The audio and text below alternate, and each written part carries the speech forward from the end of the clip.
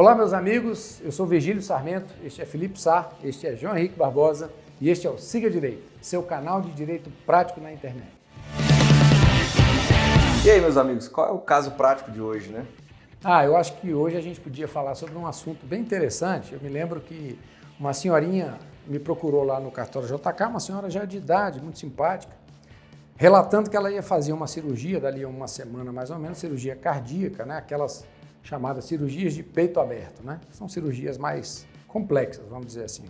E ela estava muito preocupada, ela disse que sempre foi muito saudável, mas que infelizmente esse problema cardíaco surgiu em razão da idade e tal, e que ela não queria passar por nenhum tipo de sofrimento, além daquele sofrimento já inerente à própria cirurgia. Excelente caso, meu amigo. Exato. Esse caso foi muito interessante, né? Porque ela tinha ouvido falar que existia um documento que você podia fazer em cartório, e esse documento permitia que o paciente pudesse escolher o tratamento que ele queria se submeter. Exemplo, eu não quero me submeter a uma intubação, né? Ou eu não quero fazer hemodiálise, ou etc. Né? Aqueles tratamentos que são invasivos, né? De uma certa forma, é que as pessoas não querem se submeter a esse tipo de tratamento. Passar por um tipo de sofrimento que na cabeça dela já não faz mais sentido passar. Né? E é um direito, né, meu amigo? É um direito, esse é um direito resguardado.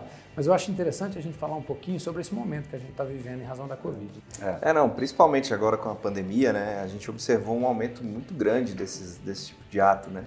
Porque as pessoas viram que a morte está muito próximo de nós, né? E o Covid trouxe isso, né? Essa sensação, essa né, sensação de que a morte está muito perto, né? Verdade. De alguma forma. Então as pessoas procuraram mecanismos não só para resguardar o patrimônio que elas formaram durante a vida, mas também, principalmente, para resguardar a forma que elas serão tratadas em caso de um coma, enfim, de ficarem desacordadas. Uma internação, né? De uma internação onde ela não tenha controle sobre as decisões, né? Então, a gente observou muito esse número do aumento do número de testamentos dessa forma, né? Uhum.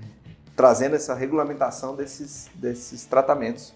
Uma coisa interessante, um dos motivos pelos quais eu adoro trabalhar em cartório é que o cartório é um termômetro da sociedade, né? Sim. Você consegue saber quando a economia está indo bem, você consegue saber quando a economia não está tão bem. E também nessa questão humana, né? Por exemplo, o número de pessoas que passaram a nos procurar para fazer testamento aumentou absurdamente depois do Covid, né? O número de divórcios também aumentou absurdamente. É engraçado você falar isso, Virgílio, porque antes a gente tinha uma faixa etária das pessoas que procuravam para fazer testamento de pessoas realmente mais velhas, né? As pessoas que já estavam, assim, quase num sinal de despedida, né? Muito embora isso não quer dizer nada, né? Mas a gente percebe que esses atos começam a ser praticados também, né, por pessoas mais novas. Né? Ou seja, houve um aumento também, em decorrência da própria pandemia, de formalização dessas escrituras, desses atos, por pessoas mais jovens. Até porque eu costumo brincar, né? O Covid é um vírus muito democrático, né? Ele atinge todas as classes sociais, né? Todos os sexos, todas as raças, né? As pessoas de qualquer lugar estão sujeitas. E uma coisa muito peculiar do vírus eu posso contrair a doença e não ter nenhum tipo de sintoma, ao passo em que o João Henrique, que trabalha comigo, contrai e pode ser internado, pode ir até para UTI, né?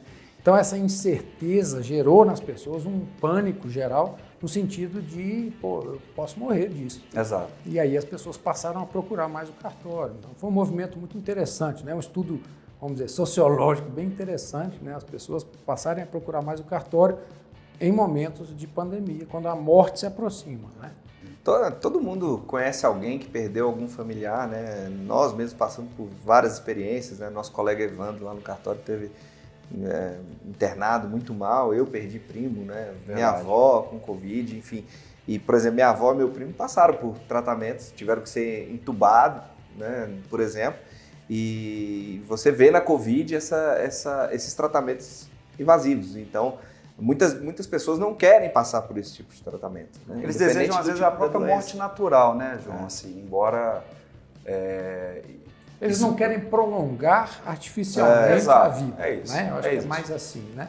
E essa senhorinha que me procurou trouxe exatamente essa preocupação. Ela falava assim, meu filho, eu não tenho mais idade para fazer hemodiálise, para ficar entubada, né? Eu quero assim, se a cirurgia for bem sucedida, beleza, tá ótimo, vamos em frente. Mas se não for, também eu não quero sofrer, né? E aí é que entra, né, o assunto jurídico de hoje, prático, como sempre, né? Que é falar do testamento vital. Esse é o apelido que se deu, testamento vital, né? Que nada mais é do que um documento através do qual a pessoa fala, olha, se eu for internado, se eu tiver que ir para UTI, eu aceito me submeter a esse tratamento, esse e esse, mas eu não aceito me submeter a esse tipo de coisa ou a uma coisa mais invasiva, né? São coisas que são paliativas, né? Ou seja, que, digamos, que vai apenas prolongar de uma certa forma, mas não vai resolver o problema. Exato. Mas eu acho que a parte mais importante que nós devemos abordar é o respeito jurídico a esse documento, sim, né? Sim, nós observamos que, principalmente com a resolução do Conselho de Medicina, né, Federal de Medicina, os médicos eles têm a obrigatoriedade de respeitar aquela declaração feita em cartório pela pessoa. Exato. De que ela não quer receber aquele tipo de tratamento, inclusive em detrimento à vontade familiar. Então, se a família quer que o tratamento seja feito, mas a pessoa deixou uma declaração, por mais que ela esteja num estado de coma, por exemplo, não consiga manifestar a sua vontade, aquele testamento vital, aquela declaração dela, deve ser respeitado, né? E o médico deve seguir a declaração e não a vontade da família. Essa declaração, inclusive, ela fica no prontuário do paciente. Sim, então, exato. Porque se houver a troca de plantão, por exemplo, um novo médico chegar... Ele precisa saber. Ele tem que saber. Exato. Então é bastante interessante. Agora, a gente falou aqui que o apelido era testamento vital, né? Mas por que não é um testamento? Aquela questão, né? Testamento só é válido após a morte, né? O testamento jurídico, aquele que é formalizado, a eficácia, né? Então, nada mais é do que uma própria declaração, né, Virgílio? Assim, é uma escritura pública declaratória e que ela tem exatamente esse, como é que eu posso dizer, esse efeito de dizer, olha, não quero ser submetido a esse tipo de tratamento. Porque a gente vai falar sobre testamento em uma oportunidade, né? Porque é um assunto muito interessante, que as pessoas têm muitas dúvidas, né? Mas o testamento ele é um documento muito interessante. Eu só vou dar uma palhinha aqui da nossa conversa, né? Ele é um documento que ele é válido, ele existe, ele é válido, mas a eficácia dele fica suspensa. O que quer dizer isso? Ele só passa a ter efeito prático com a morte de quem fez o testamento.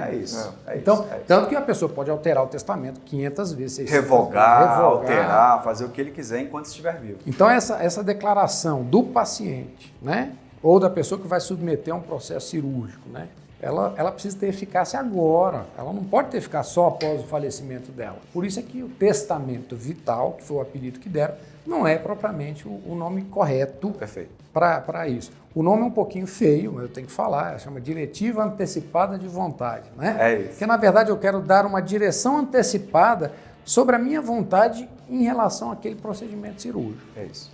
Então, esse documento é um documento muito importante, regulamentado, como bem disse o João. É um documento que a família pode dizer que não concorda, mas o médico vai ter que respeitar. Respeitar, né? É isso. Só que ele é um documento que ele tem limitações. Tem. A pessoa não pode, por exemplo, dizer que quer que os aparelhos sejam desligados. Né? Já é eutanásia, né? É verdade. Que no Brasil nós temos uma vedação jurídica para esse tipo de situação. Então, é um crime, né? Exatamente. Então não é um documento que você pode simplesmente dizer que, olha, não quero que os aparelhos sejam desligados se eu estiver num estado, por exemplo, letárgico, né, de coma, enfim. Então ele tem limitações, ele não é simplesmente digo exatamente o que quero que aconteça e vai acontecer 100% da forma que você deseja. Um dos primeiros casos lá do cartório, inclusive, uma das pessoas declarou que gostaria, inclusive, de falecer em casa. Olha que situação inusitada, né?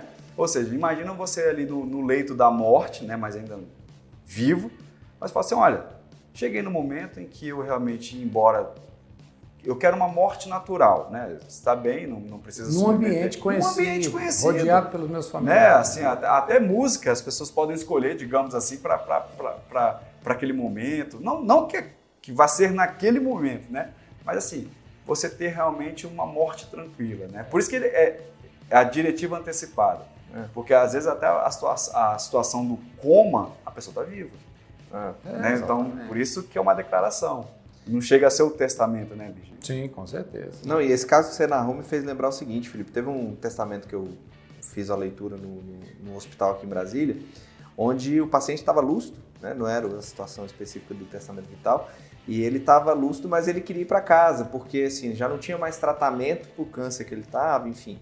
E ele queria ir embora para casa, ele queria morrer em casa. Exato. Imagine a situação onde ele não consegue expressar a vontade dele, né? Ele não consegue dizer isso. Então ele está em coma, está entubado, enfim, ele não consegue manifestar, mas o desejo dele era de morrer em casa. Então ele pode fazer um testamento vital, Exato. dizendo que, olha, meu desejo é falecer em casa, se não tiver mais a condição de ter um tratamento hospitalar. Ou seja, não necessariamente você tem que fazer a diretiva antecipada, né? Ou seja, o testamento vital, quando você estiver numa situação ruim, já como no hospital. Já pode comparecer ao cartório, por exemplo, e falar assim, olha, meu desejo em relação a qualquer internação em decorrência de qualquer doença, que seja feito dessa forma. Exato. Outra coisa que pode constar, tá, desse documento é a destinação do seu corpo e também a doação de órgãos. Perfeito. Tá? Então você pode também, naquele mesmo documento, dizer, não quero me submeter a esse tratamento e quero que, caso eu faleça, meus órgãos sejam doados ou meu corpo seja destinado à pesquisa e tal, né? Então é um documento muito interessante, complexo. As pessoas normalmente se emocionam na hora de fazer esse documento. Porque há muito sentimento envolvido, né? Você está falando da sua própria morte, como você gostaria que ela acontecesse. Realmente exatamente.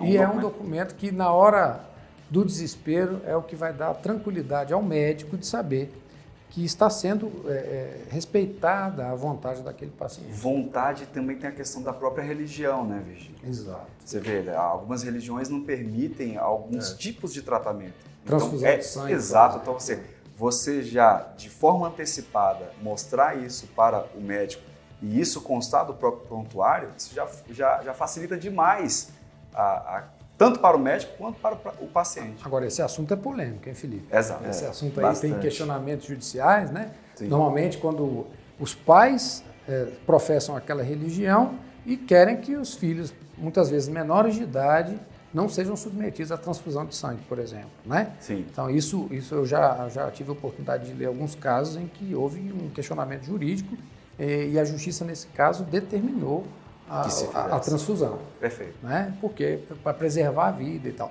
Isso é um assunto bastante interessante, bastante complexo. Né?